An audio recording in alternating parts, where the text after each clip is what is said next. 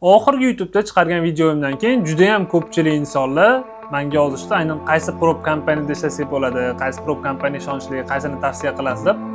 Shu 2-3 kun ichida juda ham ko'plab prop kompaniyalar menga aloqaga chiqishdi, aynan shu partnyorstva birga ishlash bo'yicha. Juda ham hamma kompaniyalarni o'rganib chiqib, orasida bitta prop kompaniyani tanladim. Shu prop kompaniya juda ham ko'p e'tiborimni tortdi. Aynan glavniy pluslaridan bittasi aynan prop kompaniyalar glavniy ofisi, asosiy ofisi O'zbekistonda joylashganligi.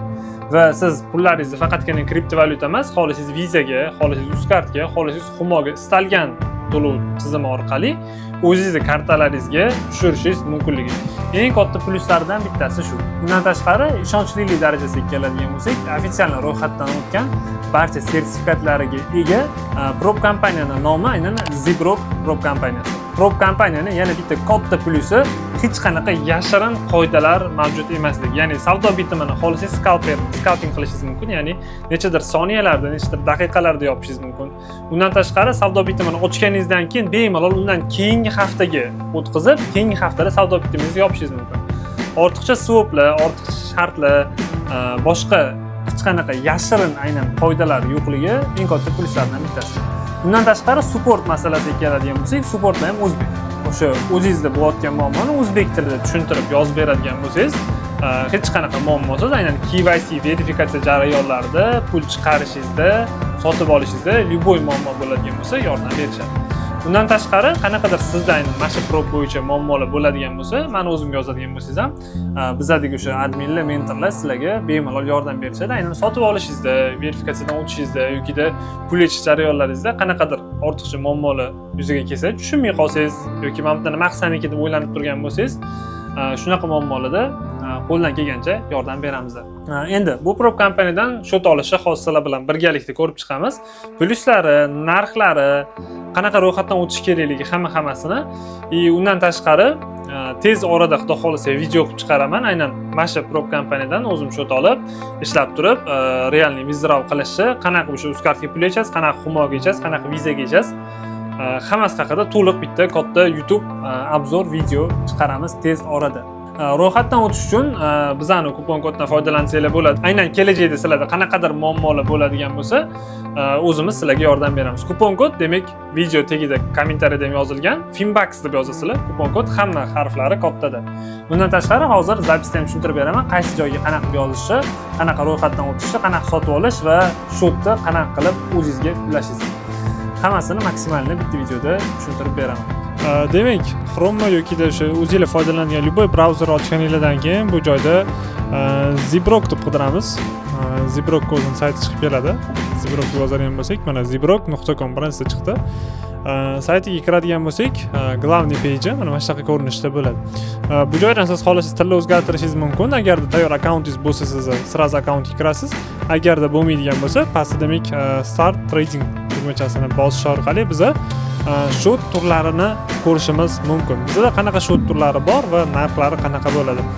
Hozirda mavjud shot turi faqatgina ikkita etapli shot turlari mavjud. Ya'ni bizda 5 minglik, 10 minglik, 25 ming, 50 ming va 100 minglik shotlarimiz bor.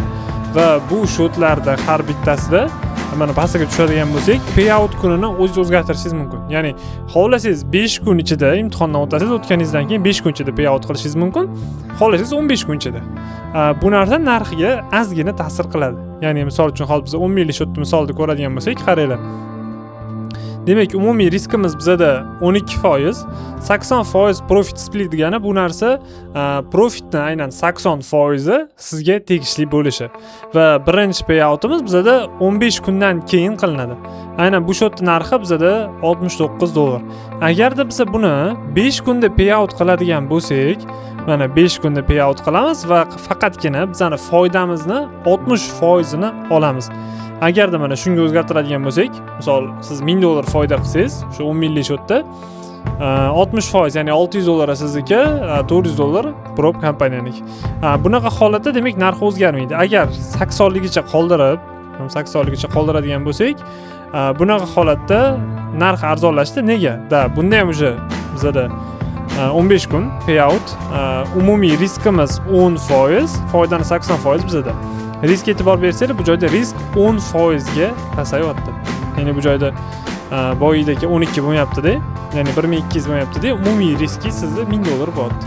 Va risk pasayganini hisobiga sizdagi shotni narxi arzonlashyapti.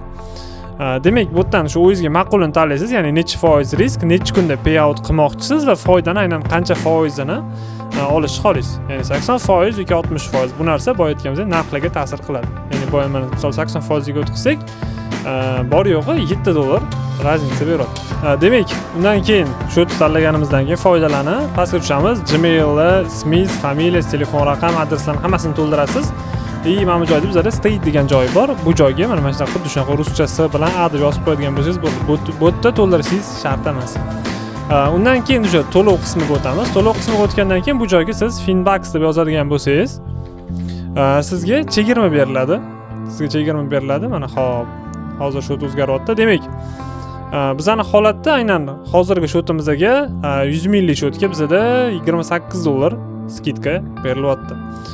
Bu degani 5% skidka berilyapti aynan biz tanlagan shot turiga. Demak, bu kupon kodni kiritganingizdan keyin любой shotga 5% lik chegirma beriladi sizga. Undan keyin demak, shartnoma imzolaymiz, shartlarga roziligingizni bildirasiz va o'sha to'lov sahifasiga o'tamiz. Xo'p, bizda endi to'lov sahifasi ochilgandan keyin avtomatik ism familiyangiz o'sha boyiga главный page da yozilgan ism familiyangiz bu yoqqa tushadi. Bu narsani xolos o'zingiz o'chirib turib, Visa kartangizda yoki o'sha Master kartangizda qanaqa yozilgan bo'lsa, xuddi shunaqa to'ldirishingiz kerak. Keyin demak o'sha karta raqamlari, amal qilish muddati va orqasiga CV ni to'ldirasiz va to'lovni bosasiz. Demak, bu prop kompaniyaning eng zo'r fishkalaridan o'sha boya aytganim yana bittasi, O'zbekistonning prop kompaniyasi bo'lgandan keyin siz to'lovlarni xohlasangiz Uzcard yoki Humo kartalar orqali to'lashingiz mumkin. Demak, Pay bosamiz. Misol uchun hozir sizlarga o'sha Uzcard Humoda qanaqa to'lashni hozir ko'rsatib beraman. Demak, Uzcard yoki Humodan to'lamoqchi bo'lsangiz, to'lovni bosganingizda mana sizda xuddi shunaqa okno ochiladi, yangi okno. Bu joydan siz bosib turib, xohlasangiz Uzcardga, xohlasangiz Humoga o'tkazishingiz mumkin. O'tkazganingizdan keyin dalini bosamiz.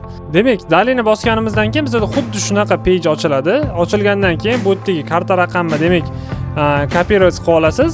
Kopировать qilib olganingizdan keyin o'sha o'zingizdagi ilova orqali istalgan o'sha bank предложениyangiz bo'lsin, payme click bo'lsin, o'sha yerdan to'lovni amalga oshirib, chekni bu joyga yuklashingiz kerak bo'ladi. Ya'ni, misol uchun bizda mana fayl yuklandi. Fayl yuklangandan keyin tepada biz to'lagan kartani oxirgi 4 ta raqami. Ya'ni o'zingiz qaysi kartani to'lagan bo'lsangiz, o'shani oxirgi 4 ta raqamini yozasiz. Yozganingizdan keyin dalini bosamiz. Dalini bosganingizdan keyin maksimum 10-15 daqiqa ichida uzog'i bilan to'lovingiz to'liq ko'rib chiqiladi va sizni Gmailingizga shotda login, parol serverlari yuboriladi va bemalol savdolaringizni boshlashingiz mumkin. Withdraw bo'ladigan bo'lsa, pul yechishingizni xohlasangiz Uzcardga, xohlasangiz Humoga, xohlasangiz Visaga, любой O'zbekistondagi mavjud hamma to'lov tizimlari orqali pulingizni yechib olishingiz mumkin bo'ladi. Ya'ni oldingi ishlagan proplarimizda faqatgina kripto orqali bo'lgan bo'lsa, bu prop kompaniyaning O'zbekistonda ochilayotgani uchun, o'zimizniki bo'lgani uchun, xohlasangiz Uzcard, xohlasangiz Humo, xohlasangiz Visa, xohlasangiz Mastercard, любой kartangizga hech qanaqa muammosiz pulingizni yechib berishadi. Demak, pul yechish haqida ham xudo xolasa o'zim tez orada video darslik chiqaraman, qanaqa ketma-ketlikda qanaqa qilib daromad qilganingizdan keyin pulingizni yechib olishingiz mumkinligini. Keyingi videolarda sizlar bilan ko'rishguncha albatta kuzatib boringlar, kanalni yo'qotib qo'ymaslik uchun obuna bo'lish esdan chiqmasin. Bundan ham foydali video darslar hali oldinda.